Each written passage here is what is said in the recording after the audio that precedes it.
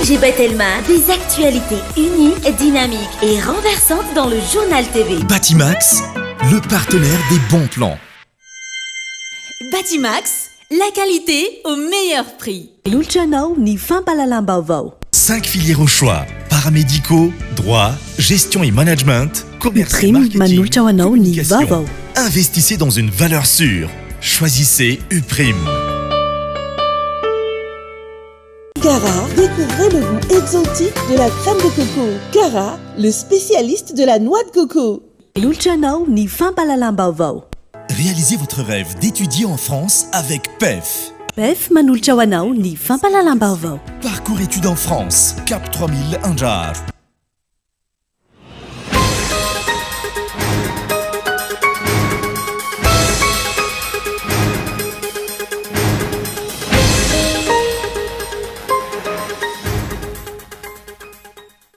Miantso ny FFKM mandray ny andraikiny manoloana ny fanitsakitsahany fitsarana avy momba ny lalam-panorenana.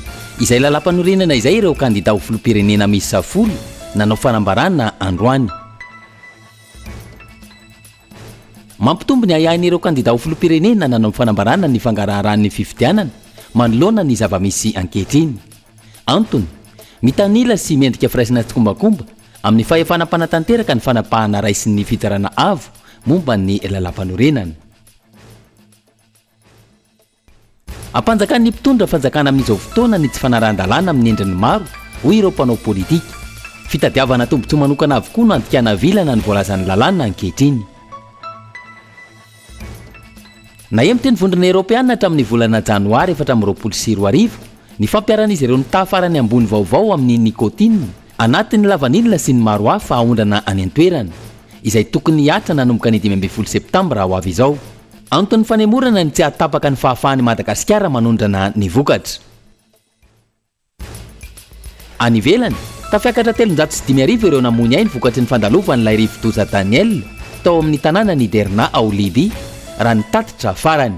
Rava ny akamaroan'ireo fotodrafitrasa sy ireo trano no nitondra-drano mahery vaika nanomboka ny 10 ny volana Septambra lasa teo. Ny andinindin'ireo avy hatrany ary.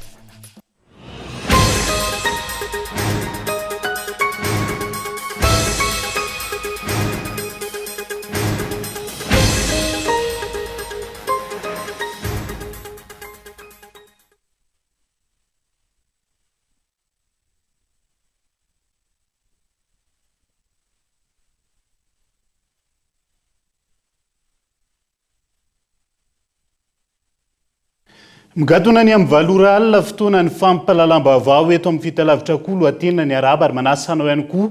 Anaraka izany avy hatrany dia matoa andatsoratra ny hoentintsika manokatra ny fampalalam-baovao amin'ity ala ity. Mijoro ary tena mijoro miaro ny ara-dalàna sy ny ara-drariny ireo kandida 10 mirahalahy amin'izao fotoana izao. Antony fitsarana amin'ny tanila nanome tombony manokana ny filoha teo aloha no nanapa-kevitra amin'izao fotoana izao. Mbola niariary zany rehefa namoaka ny fanapahana indray ny fitsarana avy momba ny lalam-pandrenona hoe gouvernement collégial no manana fahefana feno mitondra ny tany sy ny fanjakana amin'izao fotoana izao. Matoa andatsoratra Gaëtan Andriatsilava. Saika akatombony ka natombony ve ny filoha teo aloha Anny Rajoelina sy ny ekipany. Ary ireo mpanoana sy mpanarady anjambany azy, raha iny fanapa-kevitra no raisiny ACC ny sabotsy sy teo iny, no fakafakaina sy dinihana lalina amin'ny saina mahiratra sy fotony. Mihevitra sahady izy ireo fa azo tompony sy hitarika azy ireo any amin'ny fandresena amin'ny fifidianana, amerenana azy amin'ny toerany ary mbola hanamafisana ny fahefam-panjakana mandra-pahatonga ny fifidianana indray iny nataony ACC tamin'ny sabotsy ariva lasa teo iny. Tao efa nohitra amin'izany raha ny zava-misy amin'izao fotoana izao. Mijoro ary tena mijoro, miaro ny ara-dalàna sy ny ara-drariny ary ny tena marina ireo kandida 10 mirahalahy. Itondrany pirofo matanjaka sy tsy azo lavina, ny didy averin'ny ACC fa didy tsy azo ivalozana. Betsaka pahalalana raha teo, miaraka sy manohana ary mifanome tanana saina amin'ireo kandida 10 mirahalahy ireo. Eny ny ary fantany raha teo, fa ny malagasy maronisa no ao andamosiny. Malagasy izay tonga saina fa vazahan taratasy no nitondra ary tsy navaolana ny fiainany nandritra ny 5 taona latsaka kely. Vazahan taratasy nanao resabe sy oeraoera ary fampanantenana apokaty fotsiny. Ny antsoantson'ireo vahoaka ireo mihitsy no antopijoroany ireo kandida ireo. Fitsarana mitanila nanome tombony manokana ny filoteo alony nanapa-kevitra mbola niariary zany rehefa namoaka ny ACC hoe gouvernement collégial no manana fahefana feno mitondra ny tany sy ny fanjakana efa tsy anaty lalam-panorenana io gouvernement tsy tokony iandany amin'ny kandida iray no tokony karakara ny fifidianana vao nivoaka nefa ny larana kandida atao anaty bileta tokana nisy avy hatrany ny ministra tsy nahatsiaro tena akory ho manana ndraikitra amin'ny fitantanana raharam-bahoaka fa niandany avy hatrany amin'ny rajoelina namoaka izany ho fantatry ny rehetra tamin'ny Facebook tsy tokony hampiasa fahefam-panjakana sy anarana mahatompona andraiki-panjakana izy ireo tokony ho sahan'ny alina ireo ministra ireo raha mahatoky tena sy mpanao politika marina ary miditra anaty komity navondrona manoana sy manao propaganda ho andrajoelina rary ny raha napiakapeo ny CSS izay nanamafy fa tsy nampianatra lalàna diso na olona tsy anara-dalàna enatra ho an'ny mpitsara sasatsasany zany eo amin'ny fanatanterahany ny asany tokony ho enatra ho an'ny olona manoana izao fanjakana izao ihany koa enatra hafa ihany koa ny fampiasana olon'Andriamanitra sy baiboly amin'ny isa na marika amin'ny fanaovana politika tena miavaka ary mazoto amin'ny asa fanompona amin'ny tenimpolon'Andriamanitra tokoa ve ireny olona ireny ary vavolombelon'ny fitoriana ny filazantsara na ny evanjely any amin'ny fiangonana misy azy sa rehefa fotoam-pifidianana tahaka izao dia ampiasaina amin'ny itiavana azy ny toko sy ny andininy anaty baiboly so fa efa tonga saina ny maro ary ireo vahoaka tonga saina tsy voafitaka ireo intsony no ivavaka ampibebaka ireo mpanao politika mpanao vonjy-tavanandro ny tenin'Andriamanitra ireo tena tombony ho an'ny mpomba ny filoteo aloha Andry Rajoelina sy ny ekepany tokoa ve izao nataony rehetra izao miazakazaka be ny raharaha-pirenena tsy azo didy tsy hita zany asakasaka izay mambita tena ao anatiny izao rehetra izao miantsony eo anivo ny FFKM manoloana ny fanitsakitsahan'ny fitsarana avo momba lalam-pandrenan'izay lalam-pandrenan'izay andrainy andraiky nireo kandida ho filohan'ny pirenena miisa 10 izay nanao fanambarana iombonana tamin'ity androan'ity maro ny fandikan-dalàna hita amin'ny fanapahana nataony hoy izy ireo izay miendrika fanongana mpanjakana raha ny zava-misy ankehitriny fanongana mpanjakana no ataon'ny HCC hoy ireo kandida miisa 10 ho fidiana ho filoham-pirenena izay efa nankatoavy ny fitsarana avo momba ny lalam-pandrenana nanao fanambarana iraisana androany ireto farany izay tsy mankatofa ny fanitsakitsahana sy ny fandikana miverimberina ny lalam-pandrenana ataon'ny fitsarana avo momba ny lalam-pandrenana miantso ny FFKM ireo kandida miisa 10 nanao soni ny fanambarana iombonana mba andrainy andraikiny amin'ny maharay aman-dreny ara-panahy ialana amin'izao krizi izao izahay kandida anaty listra ofisialy navoaka amin'ny ACC ka nanao somihetsy ambany dia milaza orentany orendanitra fa tsara dalàna naneken'ny ACC miatota taratasy ny kandida vazaha Rajoelina Andry Nirina ho ao anaty listra ofisialy ny kandida ho filoham-pirenena fanongana mpanjakana nataon'ny fitsarana avo momba lalam-panorenana na ny ACC tsara dalàna ny tantana ny gouvernement ankehitriny ny firenena ary miteraka savorovoro amin'ny vahoaka sy ireo androm-panjakana hafa noho izany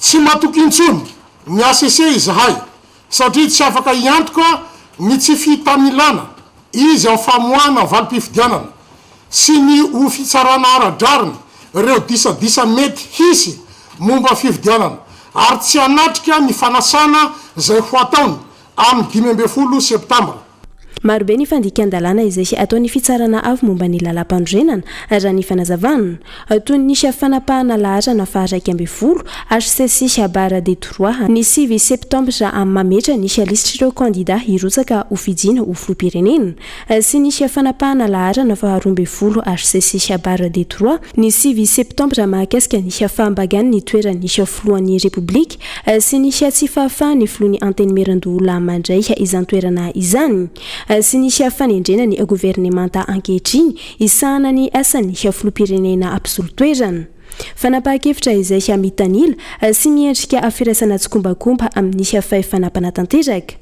tafalatsaka ao anatin'ny tsy fanarahan-dalàna ny firenena sady tsy voaza ny fisaraha-pahefana ary tandindondoza ny demokrasia tsy ekena nitondrany gouvernemanta ankehitriny ny firenena amin'izao endrika fanongana mpanjakana izao ny mpikambana ao anatin'ny gouvernemanta io raha teo efa mitanila hatram'izay ary milaza nkariary fa efa manoana kandida iray misavorovoro ny saim-bahoaka ary mandalo krizy ny androm-panjakana sy ny firenena kehitriny tsy misy fitonina ny fikarakarana ny zotram-pividianana koa miantso ny hery-velona rehetra sy ny vahoaka mpiray-tanindrazana mba ho sary-piaro amin'ny fanajana lalàna sy ny fitandrona ny fiandriana pirenena miantso ny FFKM izahay mba handray ny andraikiny amin'ny maharay mandreny ny firenena azy hitarika midinika ivoan'ny firenena amin'izao krizy lehibe zao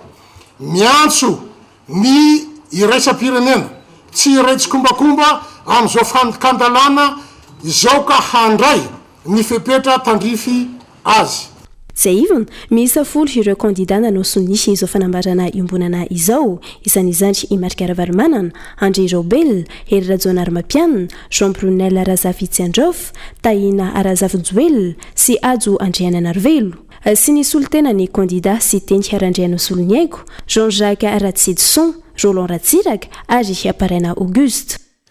Tsy manana olana amin'ny fanatanterana ny fividianana kasaina atao eto amin'ny tany sy ny firenena amin'izao fotoana izao araka izany ireto kandida ho filohan'ny pirenena miisa folo izay nanao fanambarana iombonana ireto fa manana ia amin'ny fangarany ny fividianana manoloana ny zava-misy amin'izao fotoana izao antony mitanila sy miendrika firaisana tsy kombakomba amin'ny fanapahan-tanteraka ny fanapahana raisy sy ny fitsarana avo momba lalam-pandrenina amin'izao fotoana izao Nela Ranelson. Miendrika firaisana tsy kombakomba amin'ny fanapahan-tanteraka ny fanapahana raisin'ny HCC amin'ny fanendrena ny gouvernemanta iaraha mitantana isahana ny asan'ny filoham-pirenena mpisolo-toerana fa tsy ny filohan'ny anteny merandoholona ho ireo kandida hilatsaka ho filoham-pirenena nanao fanambarana androany ary lalàna mazava fa ny lehiben'ny anteny merandoholona no misolo rehefa tsy eo ny filoham-pirenena androany tsisy mahita an'izay taratasy zay isika rehetrarehetra androany raha volazany lalam-panorenana dia izy ny faharoa eo amin'ny laharany amin'ny fitantanana ny androm-panjakana zany hoe eto amintsika ihany zany misy hoe numéro 2 bakeo numéro 4 dikan'izay dia efa tsy ara-dalàna zany zay zavatra zay dia ny fanontaniana mipetraka dia arak'ilay voalaza teo hoe ny fifidianana ve zany adio sy mangarahara raha ohatra fanjakana tsy nandray ny andraikiny ary mitanila gouvernemanta no mitantana azy io dia ny fanontaniana mipetraka ihany koa akoatra amin'ny fifidianana azy dia misy aia koa amin'ny fiainam-pirenena amin'ny ankapobeny satria inona ny antony hitazomana an'ilay gouvernemanta ary ny sisihana metrahana azy satria raha pirenena ny raisahana eto misy fanarahana manokana ave any raha mikasika ny fiainam-pirenena amin'ny ankapobeny ny are-pirenena sy ny rehetrarehetra arofana zany hoe ny lalam-pifidianana zany tiana ho fehezina fa ny fiainam-pirenena ihany koa tiana ho fehezina etsy an-daniny na amin'ny lafiny sosialy io na amin'ny lafiny ekonomika zay ny tsy azo ekena satria izay tsy hoe fifidianana ihany mahatonga anay rehetrarehetra eto mijoro fa ny fiainam-pirenena ihany koa tsy maintsy arovana satria mieritreritra mitondra firenena zay rehetrarehetra rapitso ka tsy sanatria firenena tantely afadrakotra no vatanina ireto rapitso rehefa vita ny fandaminana amin'izay resaka fifidianana zay fanairana ary fametrahana mazava ny fandraisan'ny HCC andraikitra mikasika ny zavatra tsy mety nataony napetraka io mbola tsy tara ny tokony andraisan'ny andraikitra androany fa tokony andraikitra zay zavatra miseho izy raha ohatra ziriziry amin'izao tsy fanarahan-dalàna napetraka zao nanamafy ireo kandida fa tsy nisy fanatanterana ny fifidianana no olana fa ireo mpikarakara izany tsy mandany fifidianana izahay fa mandany ireo mpikarakara ny fifidianana zany hoe ny HCC sy ny gouvernemanta zay miandraikitra ny fampandehanana raha amin'izao fotoana izao io ny ohatran'ny androm-panjakana rehetrarehetra ny vahoaka ny manapaka azy amin'ny farany fa anjarany aloha androany no mandiny tena ohatran'ny efa nilazanay amin'ny fanontaniana maro samihafa napetraka teo anjaran'ny filoha teo aloha no mandiny tena dia anjaran'ny HCC no mandiny tena fa rehefa ohatra tsy afaka mifandiny tena daholo tsika rehetrarehetra amin'izay tena tombontsoa iombonana dia tsy maintsy miverina ny mivoaka ihany ny fahefana. izay ivana androany no hananao fanambarana iombonana amin'nisy atsy fanekena nisy atsy fanarana sy ny fanitsakitsana ny lalam-pandrenana ireo kandida ho filoham-pirenena miisa 10 izay efa nankatoavany ny fitsarana avy momba ny lalam-pandrenana ary ny antso ny FFKM mba andray ny andraikiny manoloana ny zava-misy namafisin'izy ireo nandritra izany fa efa fanonganam-panjakana no ataony ny HCC ho ireo kandida ho fijena ho filoham-pirenena tsisy amin'ny mankasitraka ny zava-misy eto amin'ny firenena. Taorian'ny fanambarana ny raisany izay nataon'ireo kandida ho filoham-pirenena miisa 10 reto androany niona tamin'ny filohany Anteny Merandoolina. Ery manana Razafy Mahefa teny amin'ny trano fonena ny teny Tsimbazaza teny ihany koa ireto kandida ho filoham-pirenena ireto ny tolakandro teo Fitinikolona. Niona tamin'ny filohany Anteny Merandoolina. Ery manana Razafy Mahefa teny amin'ny trano fonena ny teny Tsimbazaza androany ariva ireo kandida izay nanao fanambarana ny raisina ny maraina teo. Naharitra ora telo ny fiaonana ireo kandida samihafa sy ty filohany Anteny Merandoolina ity. Isany tonga teny an-toerana androany tolakandro i Marika Ravalomanana, Andry Raobelina, ny sekretera jeneraly ny antoko HVM, ny kandida Jean Brunel Razafy Tsandraofa sy ny antoko malagasy miara-miainga. Andrasana araka izany ny metrotro ny tidinika izay nifanaovana ireo kandida sy ny filohany Anteny Merandoolina ery manana Razafy Mahefa ity. Ho hitantsika miandalana eo ihany ny fivoarany ty raharaha ty amin'izao fotoana izao fa fehezan'ny filoha teo aloha Andry Rajoelina amin'izao fotoana izao. Ireo andrim-panjakana iantoany fiverenany eo amin'ny fitondrana ao aorian'ny fividianana. Olona tsoratra navoaka ny gazety Le Monde isany manolo-tanana azy amin'izany ny fitsarana avy momba lalam-pandrenana tamin'ireo fanapahan-kevitra no raisin'ny farany herinandro teo honina saina. Namoaka lahatsoratra momba ny Madagasikara indray ny gazety Le Monde. Araky ny lohateniny fehezin'ny Andry Rajoelina ireo andrim-panjakana iantohana ny fiverenana eo amin'ny fitondrana aorian'ny fifidianana. Voalohany amin'izany ny fitsipahany HCC ny requête napetraka ireo kandida efatra maneho ny tsy fahafianoan'ny fepetra ahafahany Andry Rajoelina ho isan'ireo kandida noho ny tsy fananany afa-tsy ny zoam-pirenena Frantsay araka ny décret de naturalisation nosoniavin'ny Prime Ministre Manuel Valls any taona 2024. Tsy navoaka ho fanta-bahoaka ihany koa ny certificat de nationalité an'ny filoha teo aloha Andry Rajoelina izay isan'ny antota taratasy ilaina ho an'ireo izay kandida ho filoham-pirenena. Notazomin'ny HCC ny momba izay ary tsy nojerena ihany koa ny 970 amin'ny lalam-pandrenana izay milaza fa izay mizaka ny zoam-pirenena malagasy ihany no afaka mirotsaka hofidiana izay fepetra tsy feno n'ity filoha teo aloha ity raha ny code de nationalité malagasy nojerena hoy ny lantsoratra an-gazety. Ankoatra io, maneho izay fifehezan'ny filoha teo aloha Andry Rajoelina ny andrim-panjakana izay ihany koa ny taratasy nalefa ny filohany Anteny Merandoolina ho an'ny HCC izay tsy navoaka ho hitam-bahoaka mirakitra ny fandavany tsy andray ny fitantanana noho ny antony manokana ka ny Prime Ministre Antsay Christian no nomena iandraikitra izany. Mamay ny toedrara hoy ny gazety Le Monde, kandida ho filoham-pirenena maro no naneho fa misy ny tsindry ary fehezana ny sotram-pifidianana. Coup d'état institutionnel no mitranga eto amin'ny firenena.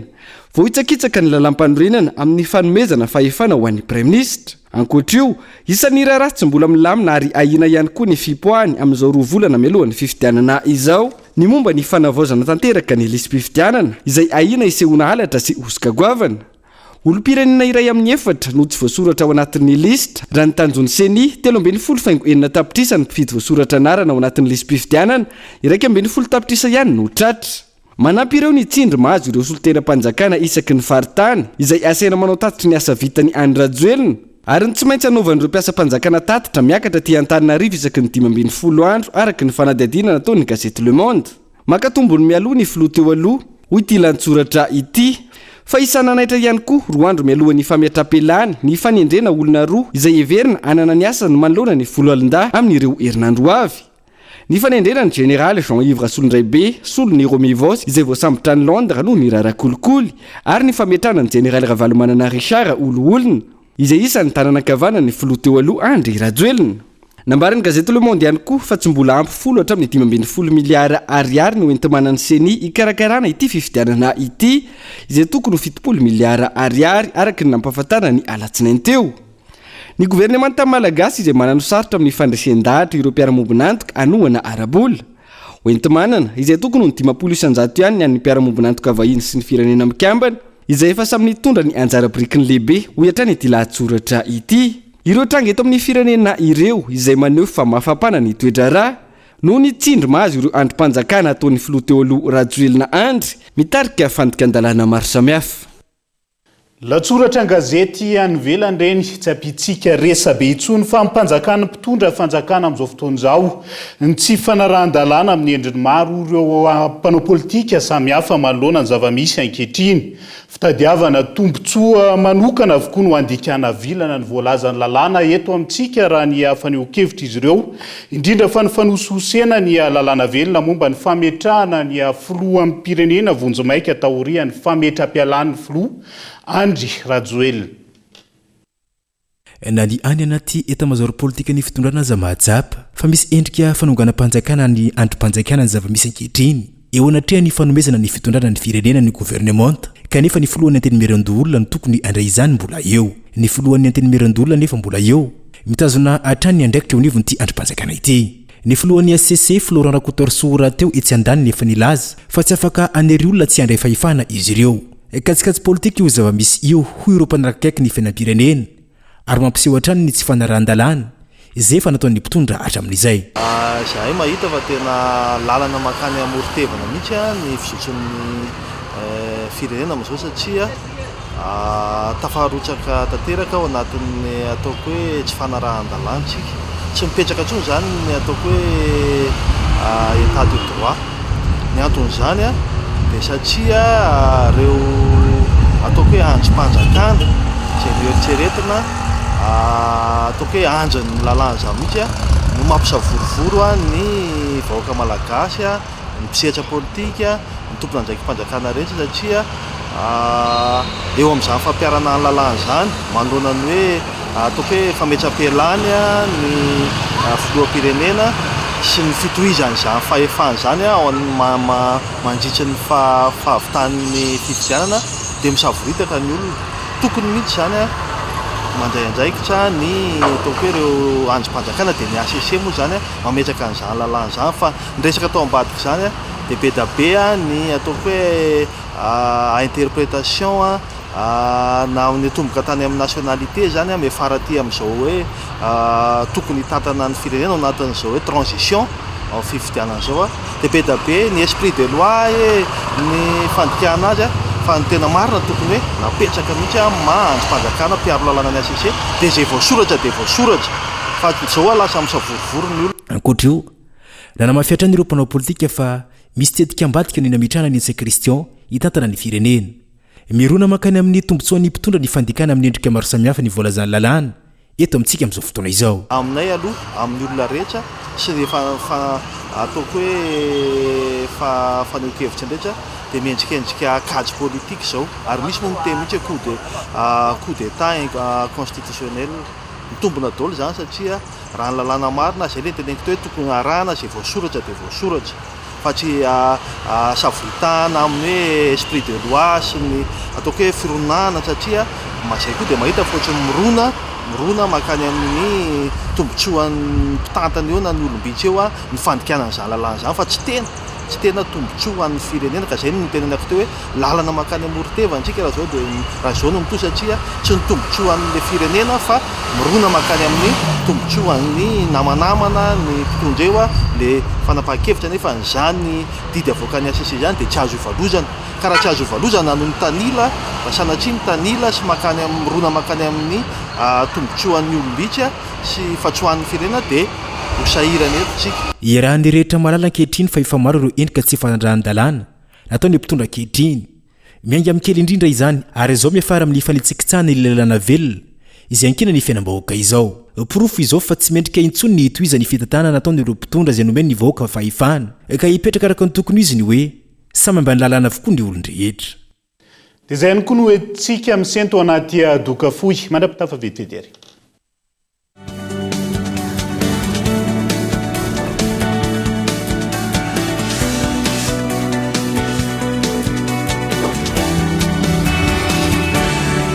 Université PEF, parcours études et formations. 3 filières au choix. Informatique, 2 options. développement d'applications et web, réseau et bases de données, droit, diplomatie et relations internationales, management et administration des affaires pour obtenir les diplômes de licence et master suivant le système LMD. Admission sur sélection de dossiers et entretien. Inscription ouverte au Cap 3000 Anjar. Contact 038 45 085 85 020 85 085 85. En choisissant l'université PEF, vous misez sur le changement, l'innovation et l'excellence. Université PEF, l'excellence à portée de main.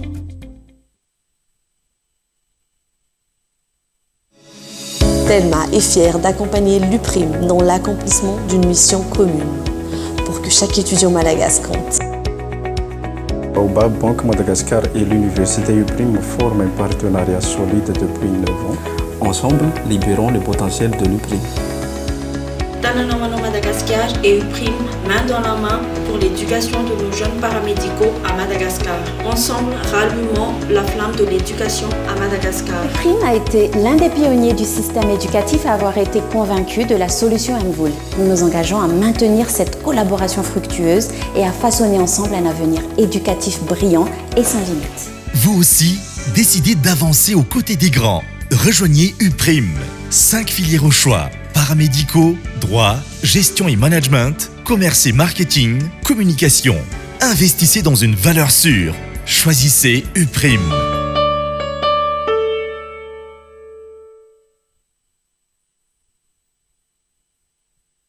Nous avons exactement la recette dont tu as besoin.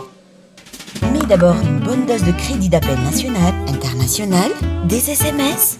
Rajoute de la data. Encore. Voilà. Tu mélanges, c'est prêt. First Premium Plus, le mix parfait pour rester connecté. À 15 000 arrières seulement. Tape le dièse 322 étoile 92 dièse.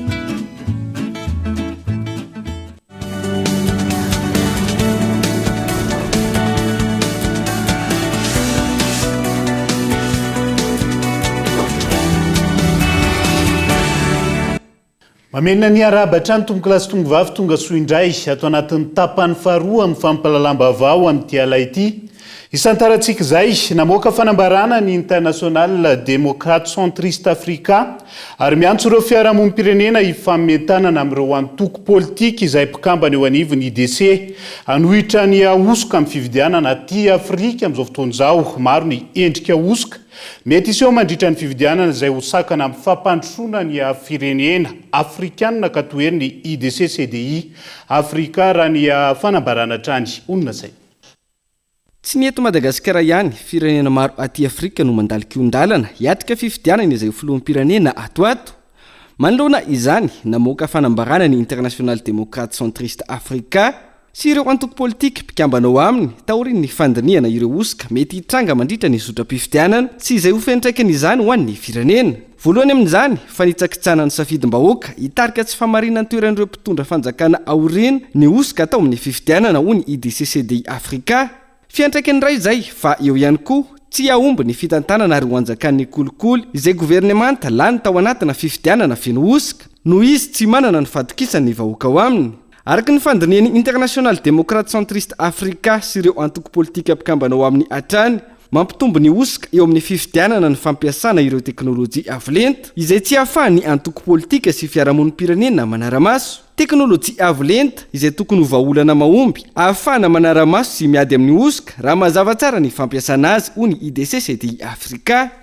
Manoloana izay voka-dratsy maro ateraky ny osika amin'ny fifidianana izay, manohitra sy maneho ny fahavonona ny International Démocrate Centriste Africa hiady amin'ny osika ary miantso ihany koa ny fiarahamonim-pirenena hifanometanana amin'ny antoko politika anohitra sy hiady amin'ny osika amin'ny fifidianana aty Afrika. Nandritra ny fivoriana, ny arahany IDC CDI tany Cap Vert no nanaovan'ireo antoko politika mpikambana eo aminy ity fanambarana ity. Nandritra ity fivoriana ity ihany koa tsahivana no lany filoha lefitry ny IDC CDI na ny International Démocrate Centriste aty Afrika, ny filoha nasionaly ny antoko malagasy miara-miainga no sady kandida ho filoham-pirenena Adzo Andriananarivelo. fa ny eo anivo ny fitsarana avy momba ny lalam-pandrenina no hita amin'izao fotoana fa manitsakitsaka ny voalaza ny lalàna Otabera Randriamanantsoa. Raha ny zava-misy amin'izao fotoana no tarafina tsy mampiatra ny voalaza ny lalàna izy ireo fa manao izay mametimety azy ny lalàna ho an'ny tombontsoa ny mpitondra mampiasa ny mahadidy. Tsy azo ivalozana azy ny fitsarana avy momba lalam-pandrenina ihany koa. Raha ny fanazavana Henri Florian. Voasiosy tanteraka ny voalazan'ny lalàna eto amintsika ary ny eo anivony ACC raha ny fitsarana avy momba ny lalam-panorenana no tsy malaza ny voalazan'ny lalam-panorenana raha ny fanehoan-kevitra ny administrateur amin'ny sorotronono Tabera Randriamanantsoa androany mampiasa ny voalazan'ny lalàna amin'ny mahametimety ny mpitondra ny fitsarana avy momba ny lalam-panorenana ankehitriny raha ny nambarany. Nisy corona de virus napetraky na amin'ny ACC amin'ity firenena asika ty de efa nekeny ny filazany Yanirina Razoely. Fatapoko fatapirenena enazao tontolo zao Fiandry Razoely de mana nationalité vazaha ary ny confirmeny tamin'ny conférence de presse nangataka an'io ao izy noho ny zanako. Dikaza iny koa ny preuve ambonin'ny zany. Ny lalàna de miteny amin'ny article 42 amin'ny code de nationalité fa zay olo mangataka major fenton izy mangataka ho nationalité de very zo pirenena malagasy. Ny lalam-panorenana de mitenany koa de sy hitako sony ity coronavirus na alefa ny ACC ty inona ny zavatra nahatonga ny ACC anao an'io zavatra io. Ho sambotsarainy tantara eto. Rehefa lana ny mandanareo ivelona ty aminay any nareo. Fa aza ampiasaina misy le hoe didy sazy voalozany. Fa ny malagasy sanaka an'io. Miendrika baik politika ihany koa ny tsy nandraisan'ny filohan'ny Antenimiran-dolona ny fitantanana izao firenena izao raha ny zava-misy no jerena. Io sy marina. Io hoe ny Antenimiran-dolona hoe nitapa-kevitra fa sanao intérimaire. Fa nisy paiko mafy be tao nisy fampitao nisy marteau be ao fantako loatra io Antenimiran-dolona fa mpanao politique tena olo tena mpanao politique nitezena tamin'ny fanaovana politique. Sy ny Antenimiran-dolona io misy gnanao hoe ICD an'izany. Satria zay hoahy fa nanao déclaration talarenao fa zaho ny tatagna an'io. Fa eto misy zavatra tena coronavirus nga rehefa gneto. Dahalo politique eto, dahalo ndretra, fampitahorana. Fa mino fa zay misy fanapakevitry ny Antenimiran-dolona. J'adore fararandalana coup d'état institutionnel io. Fanagaram-panjakana io natao io. Avery koa fa isay Christian zany efa nataon'olo motion de censure. Ny majorité nanao zany. Efa sy manana crédibilité sony io tondragne gouvernement sy tondragne tany fanakana. Fa ny tena idy ny filohan'ny Antenimiran-dolona itokotry anao intérimaire. Nanao antsova amin'ireo administrateur civil rehetra maneran'osy ihany koa ity administrateur amin'ny sororono ity mba tena ampiatra ny voalazan-lalàna tokoa izy ireo atao ny mpitondra fitaovana politika ihany. Anohizana ny fampahalalam-baovao amin'ity ala ity tandindondoza ny sehatry ny fikarohana fanafody amin'ny alalan'ny zavamaniry amin'izao fotoana izao bodon'olo tokana ny toeram-pamboleny ireo zavamaniry izay ny 700 ndreo tsy fahita fa tsy eto Madagasikara ary isany nahitana voka-pikarohana tsara sy nanasitrana aretina maro ihany koa. Ilarina Soniaina. Tandindondoza ny seha-pikarohana fanafody amin'ny alalan'ny zavamaniry eto Madagasikara amin'izao fotoana vokatry ny fikasan'olo tokana haka ny tany misy ireo zavamaniry ireo. Tany mirefy 7 metatra toradro no bodony olon-tsotra io raha ny fananjavana ary maniry eo amin'io tany io ny akamaroan'ireo zavamaniry tsy fahita fa tsy eto amintsika sy nahitana voka-pikarohana tsara ihany koa. Isan'izany ny fanafody adiany amin'ny homamadany prostate ary ny Covid-19 izay nandripaka olona maro maneran-tany. Knarpa zany dia mamokatra voka-pikarohana maro mahakasika ny zavamaniry fanao fanafody araka ny lazaiko teo. Ohatra fotsiny hoe tamin'ny nandray anjara lehibe Knarpa na tamin'ireny fiadiana tamin'ny resaka Covid-19 reny ary. Tsy reny ihany fa maro ny zavatra teto nanomboka tamin'izany taona 7 sy 7 zany ka hatramin'izao tsika miteny zao na ataontsika fotsiny hoe ny fanaferola izay fanafody tena malaza resaka hoe fikatona ny ferina fanafody vazahara mbola tsy maharaka azy ohatra fotsiny izay zavatra rehetra teneniko izay zany hoe mipaka ho an'ny vahoaka mihitsy ny fanesorana n'izao tany izao ho an'ny knarpa raha lasan'ilay olona io io koa akoatr'izay dia resaka conservation satria maro ny plante médicinale izay efa tsy misy tsony any amin'ny toerana any ohatrany hoe resako eto ohatra ny kotofi ohatra kotofi tena nisy fangalana anazy be dia be tany anaty ala tany satria nalaza be ny kotofi hoe fanafody iadivana amin'ny cancer na prostate tsisy tsony any fa ato amin'ny knarpa mbola misy ary be dia be ny olona tonga na eraky n'izao tontolo izao raha tonga eto mijery fotsiny hoe aiza misy an'izany kotofi mbola maniry eto izany tsy misy mitombona hoy ny tompony andraikitra eto amin'ny knarp ny fomba hitakiny olo-tsotro ity tany ity raha toka ny teo anivo ny fokontany no nanome alalana azy sy ny laza fa efa nananjary ny tany antaonany maro ihany koa tamin'ny taona 2007 knarpa no nanomboka vita izao fotodrafitrasa rehetrarehetra hitanareo eto izao taona 2007 taona 2007 no tena nanomboka ny aktivité teto amin'ny knarpa knarpa moa dia ivy toeram-pikarohana mahakasika ny zavamaniry fanao fanafody na ny zavatra rehetra zany azo avadika eo fanafody eto amintsika tamin'ny taona 770 vita tamboho ray manontolo ny teto amin'ny knarpa le olona mikasy ahaka io nefany milaza fa tamin'ny taona 20 mihoatra tany no milaza fa hoe nanao fanajariana teto io dia efa mampanontany tena sahatsika hoe fa ahoana ry zany ny fomba nidirany tato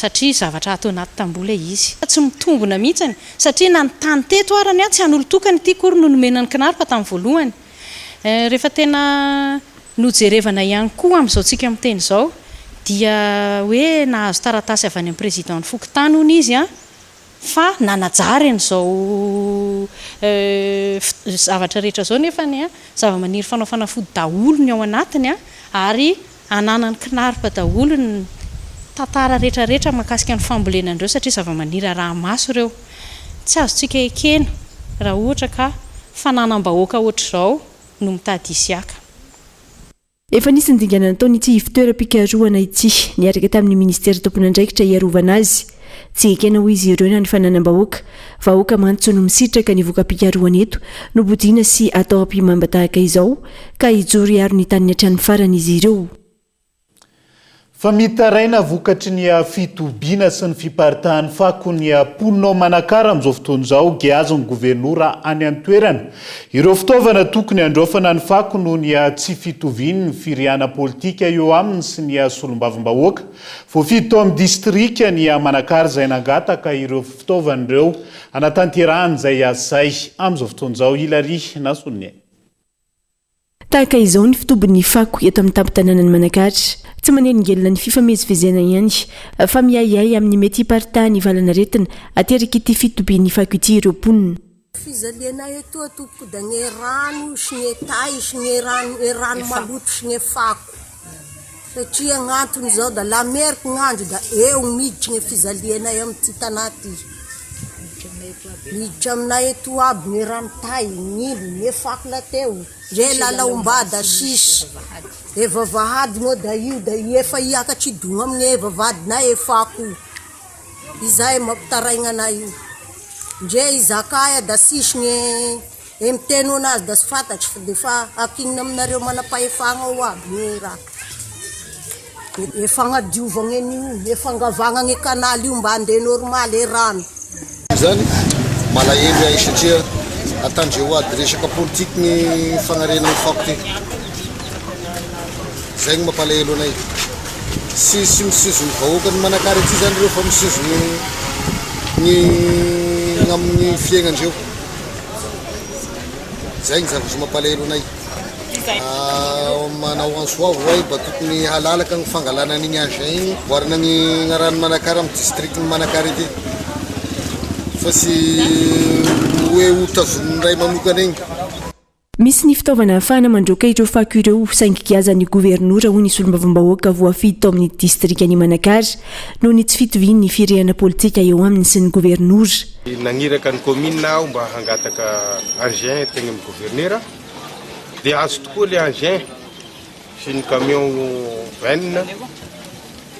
Ny camion benina moa dia tagny amin'ny possession ny gouvernera tagny akaiky ny beny tagny nangalana anazy omaly fa gaga sy talazona rehefa tonga heto androany fa ny teny hono ngay gouvernera fa sy azo ampidirana carburant avy agnaty posy ny député lan'ny vahoaka teto Manakara ny engin hotantanan'ny gouvernera soroko eto ny vahoaka ny Manakara fa sy an'ny gouvernera sy gouvernera ny vidigny engin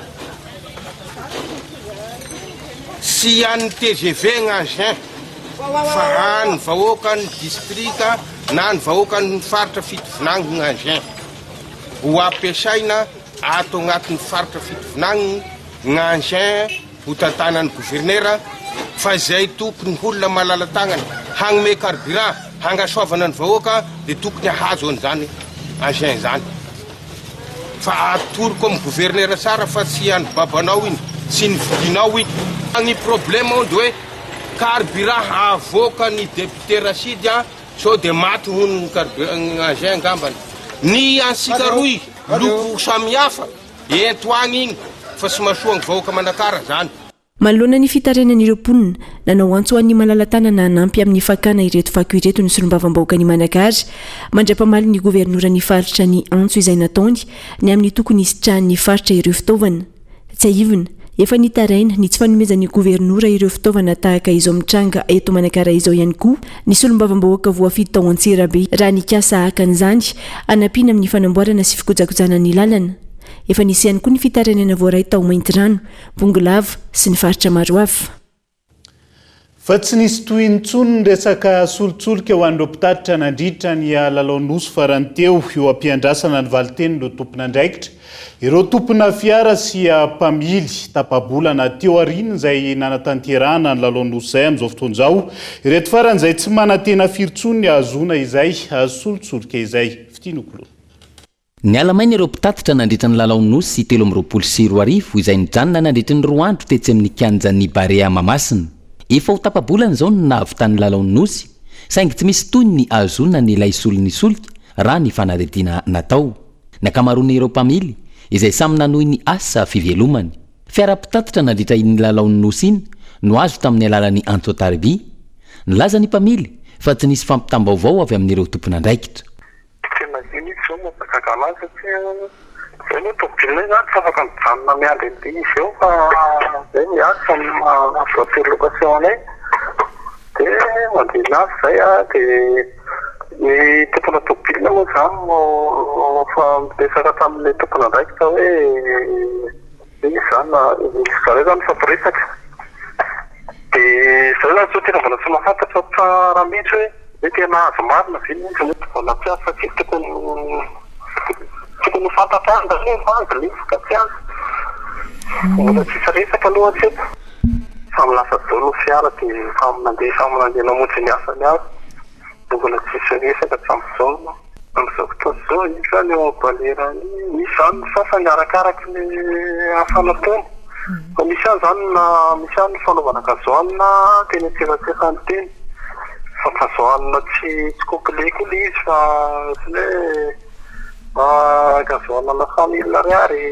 amin'ny ankapobeny manodidina ny roa etsy isaky ny fiara ny solika izay mbola andrasana amin'ny fanjakana raha io fanazavana hatrany. Mahery ny zato ireo fiara ireo izay mbola tsy nahazo izany taorian'ny lalaonosy 13 araka izany mbola nitapitra isany maro ny solon'ny solika tokony oneran'ny mpikarakara ny lalaonosy ho an'ireo mpitatitra ny delegasion nandritra ny herinandro. Tsy aivina isan'ny fanarahan'ireo fiara sy ny mpikarakara ny amenona na anaovana plein ny fiara mialohan'ny 15 aogositra lasa teo. Zara raha nisy famatiana solika avy amin'ny fanjakana nandritra izany saika ireo tompon'ny fiara na ireo agence no nameno ny banga raha ny fitarainana hatrany. fa mpianatra miisa 10 avy amina EPP miisa 4 eto andreny vohitra no nisitraka avatsym-pianarana avy amin'ny avondrina Filatex nietsika izay ho fampirisihana ireo mpianatra tsy alan-darana an-tsekoly. Ankoatra io nisy ihany koa ny fanomezana fanofanana teny frantsay ho an'ireo mpampianatra miisa 9 ho fanatsarana ny fanabeazana eny fotony avy amin'ny avondrina Filatex hatrany. Fitinokolona. Mpianatra tsara naoty nandritra ny fanadinam-panjakana CEPE farany teo anivon'ny EPP Andriafanambojanahary, Ambatolampy tsy mahafotsy, Tanjondava Talatamaty ary Ivandry no nisitraka avatsym-pianarana avy amin'ny vondrona Filatex androany. Miisa 510 ireo mpianatra izay iantohana tanteraka hatramin'ny kilasy 3e. Tanjona ny anampiana ireo ray aman-dreny sy ny fanomezana tosika ireo ankizy tsy alan-daharana. Matetika efa betsaka loatra zany tsina amin'izao fotoana ilay ankizy hoe noho ny tsy fahafahandray aman-dreniny dia tsy afaka manohy fianaran-tsony izy dia ampiana zany etoanay le vatsym-pianarana moa zany le hitanareo teo hoe ohatran'ny nahita kitapona fa ny tena marina tsy hoe fanomezana na kit scolaire le izy fa vatsym-pianarana fa iny zany natao ohatran'ny hoe symbolika zany mba ho hita maso zany mba hahafaly ilay ankizy hoe hita maso hoe tia ny fitaovam-pianarana sy ny kitapo fa tsy izay le izy akory fa fetohana ny fianaran-drareo zany mandra-pahafa ny BEPC zany. Ankoatr'izay nisy ny fanomezana mari-pakasitrahana mpampianatra miisa 910 avy amin'ireo EPP ireo hatrany. Ilaina ny fanamafisana ny teny frantsay ho an'ireo ankizy eny amin'ny ambaratonga fototra. No amafisina manoloana izany ny fampiofanana teny frantsay ho an'ireo mpampianatra ireo. Dia tsapanay hoe tena mila fanofanana koa mpampianatra malagasy, tsy hoe tsy mahay zareo fa tsara foana zany mampitombo fahalalana hatrany satria rehefa tena mahay mpampianatra dia mahay koa ny ankizy. Dia namena fampiofanana izy ireo zany eo amin'ny français zany teo amin'ny nivon'ny alliance française mba entiny manapita ny fahaizana sy fahalalana amin'ireo mpianatrantsika ireo zany mba ho hay tsara zany le ankizy satria eo zany hita hoe lesoka ananany ankizy malagasy zany dia ny taranja frantsay satria tsy dia miteny loatra dia nezahana mihitsy aloha le mpampianatra zany toanana amin'iny lafiny ray iny mba hampitandreo ankizy ireo mba ho tafita tsara. Dia mariana etoana zany fa manezaka hatrany zahay eo amin'ny groupe Filatex zany amin'ireo sekoly izay toananay mba ho tena mba ho sangany ny ankizy avy eo.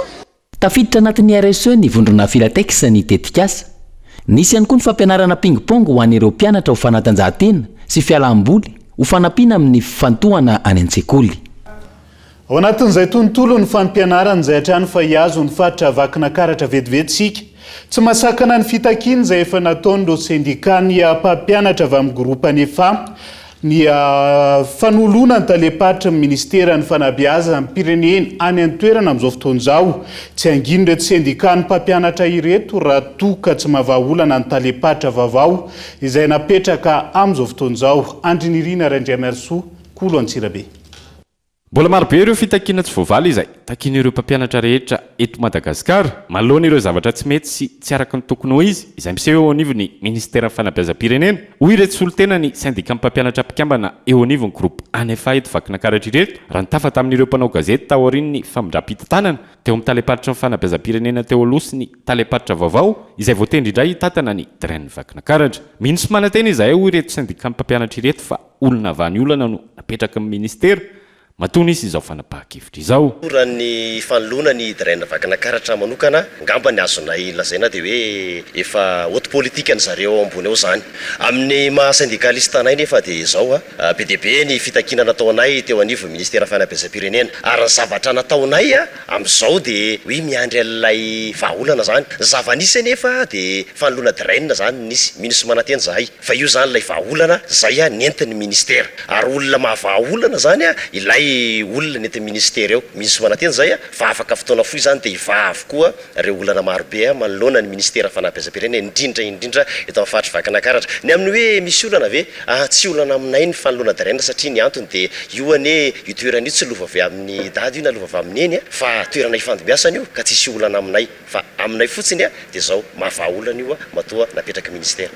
Alefa aloha izy andeha hiasa ao aorianan'izay ho hita ny toy. Tsy angina ary tsy anaiky velively ireo endrika tsy aradrarany sy ny tsy araka ny tokony ho izy izay miseho eo anivon'ny tontolon'ny ministera ny fanabeazam-pirenena ireo sendika mpampianatra ireto ary mitohy hatrany ny fitakiana ny tombotsoan'ireo mpampianatra izay efa notakiana hatramin'izay raha ny fanazavana drany farany teto vaky nakaratra manokana dia zay tsy mangina raha misy zavatra tsy ara-jariny sy tsy araka ny tokony hitsiny indrindraindrindra na tombontsoany ny fanabeazana voakitikititra noho izany a raha ohatra zany ka tsy mahava an'lay talepampianatra lay taleparitra vaovao napetraky ministera zay tena hitondra vahaolana dia mazava ho azy aloha zany a tsy antevitra mahalona zany zay maloha matsapa hoe ny olana tsy vaovao vetivety fa kosa hitondra vahaolana maharitra nefa aingana ny tompona andraikitra sy napetraka ministera tovakanakaratra mato ny hoe guerre froide ny tsara mariana angamba dia zao raha mahalala fa nandrainina teo aloha te tamin'ny toerana aza dia tsy mangina mihitsy zay raha vao nitombotsoa amin'ny fanabeazana voakitikitiky noho izany mazava ho azy fa tsy anginy zay raha mbola mitoy zay zavatra zay dia tsy angina mihitsy zay anisan'izany ange efa nidivana amin'ny 2018 io resaka alignement des clients indiciaires io recrutement tsy mazava io resaka intégration tsy mandeha hatramin'izao io be dia be zany ny zavatra tokony adivana ny vacation io subvention io a tokony alefa ara-dalàna zany zavatra zany a io zéro ariary io tokony fohanana satria manitra loatra sahirana le mpampianatra zay zavatra zay araka izany dia totosa teto amin'ny fitalevam-paritra amin'ny ministera ny fanabeazam-pirenena teto vakinakaratra ny famindra-pitantanana teo amin'ny taleparitra teo aloso ny taleparitra vaovao izay voatendry indray tantana ny drainy vakinakaratra tontolon'ny toe-karenana emitry ny vondrona eropianina hatramin'ny volana janoary 2020 ny fampiaran'izy ireo ny tafarany ambony amin'ny nikotinina anatin'ny lavanilina sy ny maro hafa ondrana ny antoerana izay tokony niatra manomboka ny fahadimy amby folo ny volana septambra zao antony fanemorana ny tsy atapaka ny fahafahany Madagasikara manondrana ny vokatra indrindra lavanilina malagasy izay mbola tsy tafarina taoriana ny zavamisy ny fandimby amin'izao fotoana izao taoriana izay fepetra sy ny maro hafa sadasada namotika ny siam-piariana lavanilina izay raha ny fanazavana nazo fanemorana avy amin'ny vondrona eropianina ny fampiarana ny tafarany ambony vaovao azo ekena amin'ny nikotinina ho an'ireo vokatra lavanilina sy ny maro hafa ahondrana ny antoerana araka ny filakevitry ny minisitra Androany hatramin'ny volana janoary 2020 araka izany ny fehimpotoana azo ny firenena tsy ampiato ny fanindranana ho an'ny taona 2020 na izany na tsy izany mijanona oloza goavana mitatao an'ny siam-piariana hatrany ty fepetra napetraka ny vondrona eropiana ity noho izany anamafy ny olana tsy edrain'ireo mpisehatra mivelona sy miankina amin'ny lavanilina ny antony manko dia zao raha isokatra ny tombokatra akoatra n'izay zavatra zay dia ny zavatra tsapa dia ny hoe omaro ny tolotra zay apetraky ny seam-piariana ny lavanilina malagasy eo amin'ny tseny iraisam-pirenena satria efa ao ny tahiry tamin'ny taona 2020 sy 2020 ao ihany koa mbola tahiry tamin'ny taona 2020 sy 2020 zao zany ho ampiny ny vokatra amin'ity taona 2020 sy 2020 ity dia mazava ho azy fa mety ho tonga hatrany miroa avo eny ny tolotra omen'ny Madagasikara zany eo amin'ny tsena iraisam-pirenena mazava ho azy zany ao anatin'izay fa manana safidy ary hosahirana ny firenena ny mpandrarà ho hivarotra n'izany zavatra zany raha ity fepetra vaovao napetraka ny vondrona eropiana ity ny 12 febroary 2020 no nampafantary ny vondrona eropiana azy tamin'ny fomba ofisialy saingo ny 2 aogositra vao nanamafy ny tsy faneken'izany ny fanjakana malagasy ka nandeha ny baiko ny irosona midinika tsy ampiaran'izay raha ny mazava-dehibe sy masarobidy ny seam-piariana lavanilina amin'ny toe-karena sy ny fivelomany malagasy maro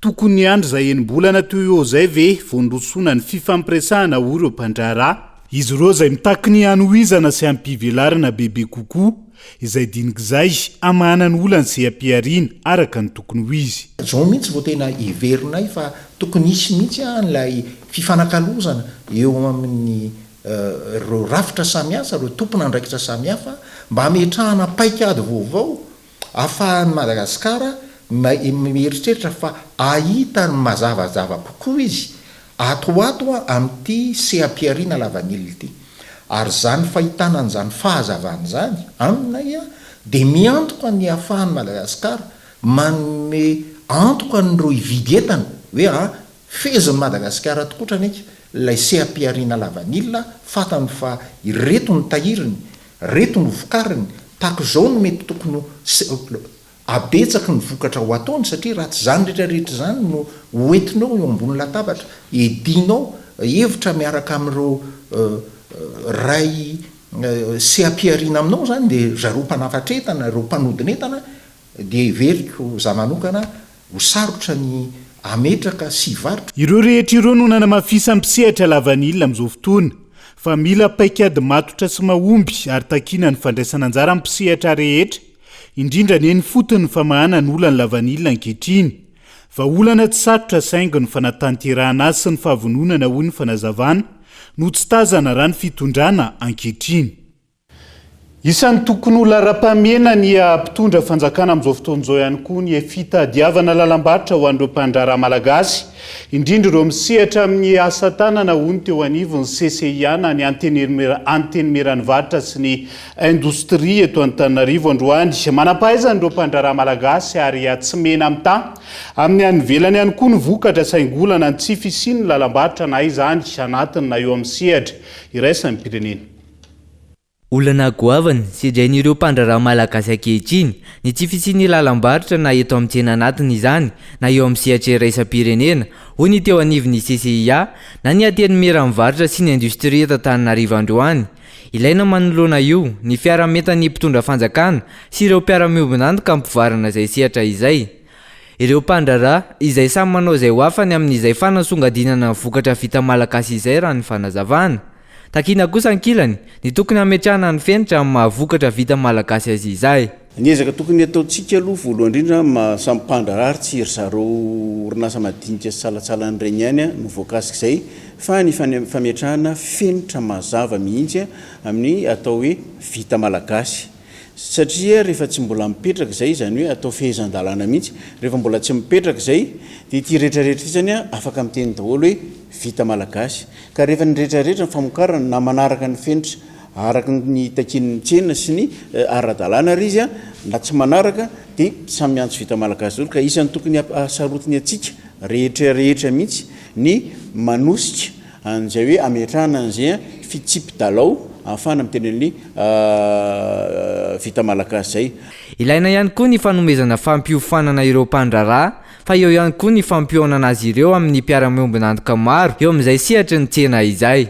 Les rencontres B2B izay tena zava-dehibe mihitsy satria mampifandray ny tolotra sy ny tinady hita misy mpivarotra ohatran'izao hita misy mitady dia iny efa norganisena foana hatramin'izay ampiona mihitsy le olona séansena B2B zany le izy. Eo le mpandraraha izay efa eo fa eo koa leo izay mpitsidika mampafantatra hoe betsaka mahafantatra ny chambre de commerce mbola misy koa tsy mahafantatra inavy ny service ao misy formation misy accompagnement gratuit ao misy coaching ao fampafantarana ny chambre de commerce fampafantarana zavatra maro be izay manampy kokoa manosika an'le mpandraraha miresaka lalam-barotra. Isaraka izany ny fanatanterahana ny foara iraisam-pirenena momba amin'ny famoronana na ny salon de la créativité voatra andihy amin'ny 10 manomboka ny 12 ny volana oktobra 2024 avy izao. Haritsary efatrandro ny hetsika etsy amin'ny kianjan'ny Barea Mahamasina izay natao hanasongadinana ny vokatra vita malagasy sy fitadiavana lalam-barotra ho an'ireo mpisehatra amin'izany. Any velany tafiakatra 700 sy 5,000 amin'izao fotoana ireo namony ainy vokatry ny fandalovany ray Rivodoza Daniel tao amin'ny tanàna Anderina Olibira ny tatitra farany avy amin'ny Croix-Rouge any Antoerana tamin'ity androany ity ravany akamaroany ireo foto-drafitrasa sy ireo trano no ny tondra-drano mahery vaika nanomboka ny 10 ny volana septambra lasa teo ny tranga izay anaovany fitondram-panjakana Antsoavo any Antoerana amin'izao fotoana izao ho an'izao tontolo izao. Des tonnes de médicaments, tentes et autres matériels de premier secours sont chargés à bord de ces 3 avions cargo militaires. Aman-taon'ny maro ireo fanafody sy fitaovana ilaina mivonjivony tanterina ao anatin'ny fiaramanidina lehibe miisa 3 iazo ny tanàna Anderina, tanàna lehibe iray ao Libia no ny tondra-drano mahery vaika nisy tany Antoerana nanomboka ny 10 ny volana septambra lasa teo. Namala avy hatrany ny antso nataony fitondram-panjakana Libia ny firenena Egyptiana tao aorian'ny tondra-drano iny izay nahafatesany olona maro. Isany koa ny fandefasana hopitaly afaka entiny eny amin'ny kianja avy amin'ny fitondram-panjakana Frantsay izay ahitana sivily sy miaramila maro afaka mamonjy olona 500 isan'andro raha ny fanazavana. Ankoatra izay, isan'ny tondra fanampiana ihany koa ny firenena Turquie, Qatar, Italie ary Tunisie tamin'ny alalan'ireo Croix-Rouge izay tokony higadina any Antoerana miaraka amin'ireo mpamonjy voany. nanao fanambarana akila ny fitondram-panjakana États-Unis fa isan'ny tohana arabola ho an'ny Libye. Les États-Unis, eux, annoncent l'envoi d'une aide financière. dia izay ihany koa no entina manakatona ny fampalalam-bavao amin'ity ala ity naiza misy anao ankasitrahany ianao tsy nisaraka taminay tao anatin'izay 7:50 minitra ny tondrana ny fampalalam-bavao zay mandrapitafa ho amin'ny raha-pitondray ary tompo lasy tombo vaveloma tompo.